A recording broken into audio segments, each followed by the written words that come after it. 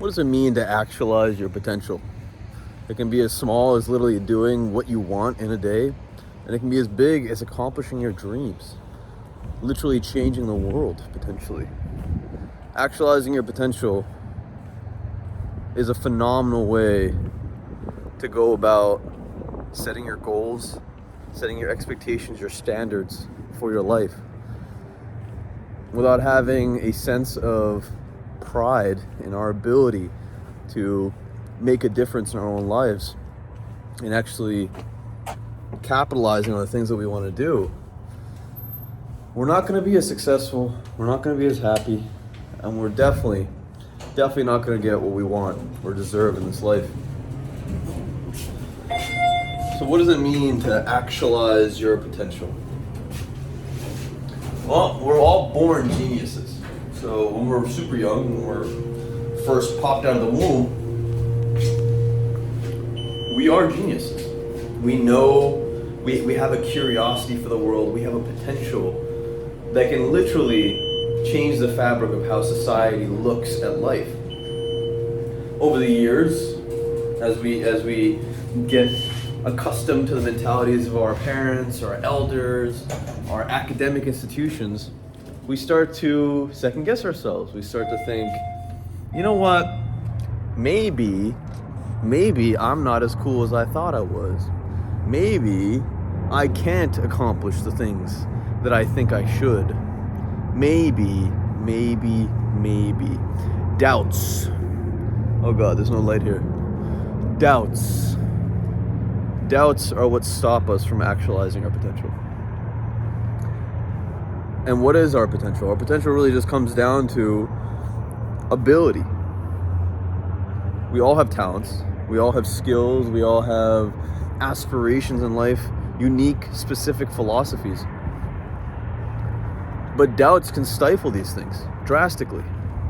I see it time and time again with incredibly successful people, or people that are capable of being incredibly successful at least. The doubt that I don't have enough time in the day. I don't really know what I want to do with my life. Will this person like me? What will people think?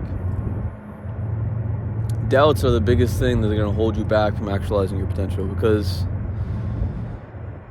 they're the first step into saying to yourself that you can't do something. I'm here to tell you, you can do whatever the hell you want. Literally whatever the hell you want. This life gives everything it has to offer to people that are willing to take it. I was reading a book, Atlas Shrugged by Ayn Rand. One of the main characters kind of goes on a rant, which is essentially her philosophy in life, I'd assume, expressed through a character. And he basically said, those that hate money, this should be interesting. Those that hate money essentially hate human capacity. Meaning, the people that are afraid of accumulating wealth, the people that are saying to themselves out of doubt that they cannot accumulate wealth, or are upset at the people that have accumulated wealth, are essentially believing in a philosophy that goes something like this. Money does not come from merit. Money is the root of all evil because money is unfair. Now, I'm using money as a bar to represent what I'm talking about because, well, if you're watching this video from the United States, you know exactly why. If you're watching this video from a country that doesn't quite have that system, you probably still know what I'm talking about. It is the way that human beings have essentially determined the quality of something, right? How much it's worth, how much hours, how much time it takes to produce this thing, and the skill at which it is produced, a commodity.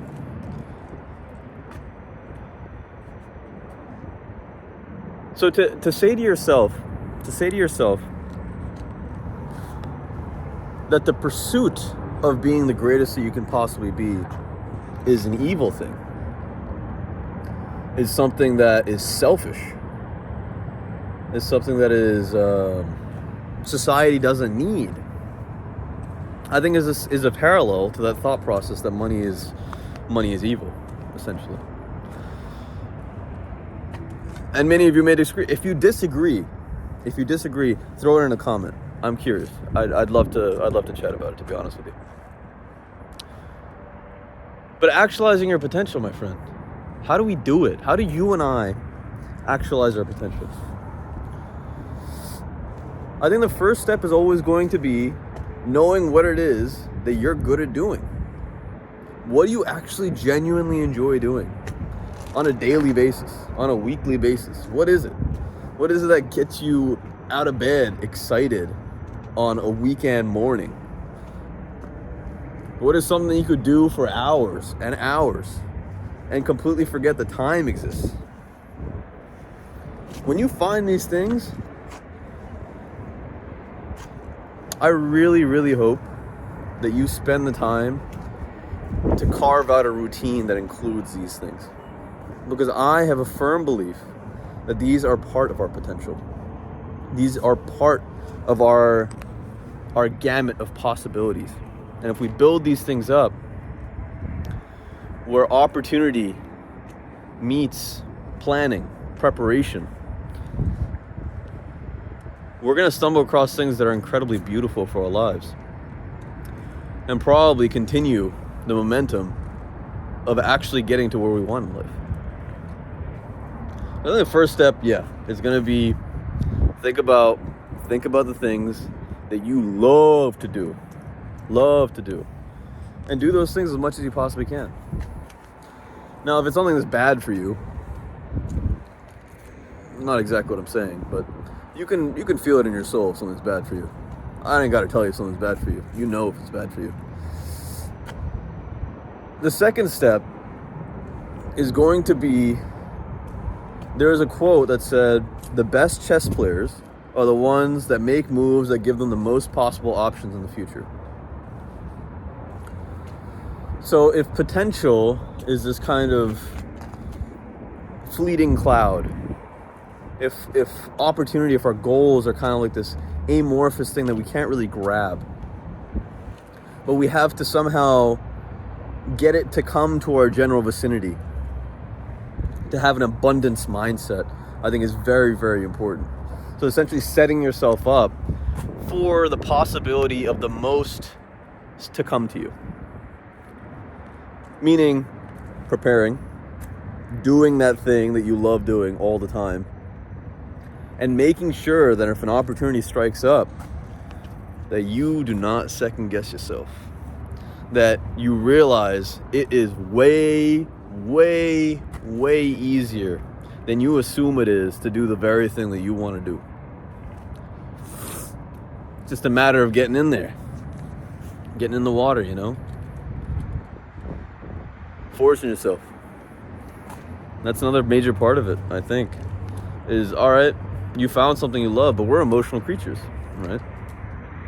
We don't spend very much time thinking to ourselves logical ways to go about an emotional task. I'm a creative. I play music, I paint, I have a whole another social media thing just for arts. And so I know how easy it is to get caught up in, I don't feel like doing this, so it must not be the right thing to do. Discipline. We need discipline to actualize our potential. Because it's almost like imagine yourself as a child, right? The child that I was referencing earlier. You're this genius child. What does this child need to grow into its genius? Or what does it need to perpetuate the seed of genius? Think about that. What do you need to perpetuate the seed of genius? I would argue, if you have children, if you have anyone younger than you that you're a role model for or give advice to consistently, you know that sometimes these people don't want to do stuff that you know is necessarily required in order for them to get what they want. So you're over there being the bad guy, saying, no, don't go to a party, don't go to this, don't go to that, don't waste your time with video games, and do this thing. We got to do that for ourselves. Right? Many of us get lucky enough to have that person in our life. But if we are to set our own expectations, our own bar for what it means to live a beautiful life, to live the best possible life that we can, we need to be accountable to ourselves to a degree. And when you get into this process, I promise you, there are going to be times in your life where you feel on top of the world. Because you'd spent the time to love yourself, to care about what you actually wanted to do in this life. So I hope you found this useful. Smash that like button if you made it all the way to the end. Cheers. And let me know in the comments below what it is you want to do in your life. I would love to hear it. And if you have some time, check out this video right here where I talk about consistency, walking around the woods. Very, very important. Actualize your potential, my friend. The world needs you. Take care.